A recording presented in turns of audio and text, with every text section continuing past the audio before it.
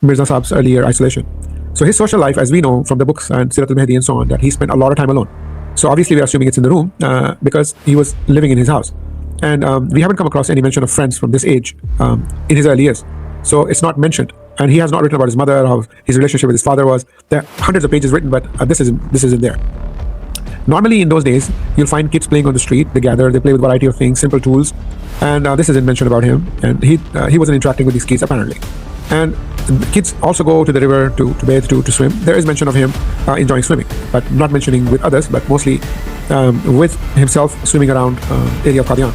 And that's there, but not in a group or friends. So we are assuming that he spent largely a portion of his time alone. And also we have good reason for it.